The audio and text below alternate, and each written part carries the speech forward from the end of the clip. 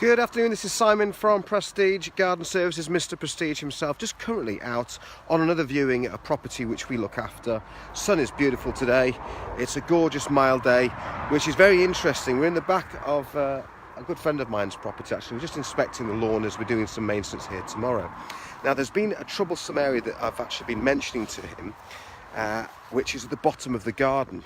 Which is this area here. You can see the span of the garden as we see, and as we get down to the bottom of the garden here, there's an area which is now becoming significantly, it's basically declining quite significantly, and you can see now these cracks opening up.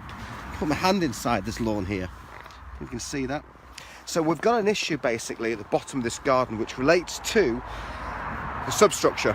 And the substructure of this lower soil is more clay related, and therefore obviously with water, as you can see that obviously we have a downpour through from the summer and the spring and the autumn and winter, water comes down, sinks into the soil. If it's clay, it obviously absorbs it, and when the sun hits it, it dries up and it holds it together. That's why they make bricks and other hard pottery stuff out of it, because water mixed with the clay really, really strong, and it obviously dries. And then obviously when the water comes back again, it opens and closes open, and that's the kind of a process that's happening quite regularly. So within this area at the moment, you can see really big holes now opening up in this lawn. I put my foot inside this particular one. Initially speaking, thoughts were, is it a rabbit warren? Is it a kind of a little bit of an underground burying centre for wildlife? It's not. It's the substructure and the soil that's below us here, as you can see where I'm stood on. It's quite a big area. It's about, I'd say a 10 by 15 metre span area, and it's becoming quite difficult to get the mower over it because the wheels get caught in, and it changes then the gradient of the blade. So it's just something very interesting to come across in the garden. Very rare. It's the first one I've actually seen last year, and I said I'm going to probably do a feature on this at the back end, because I knew that once the grass gets lower and the water starts to obviously reduce. Hello Mark, how are you doing? Happy New Year, mate. I've got to get round to see you.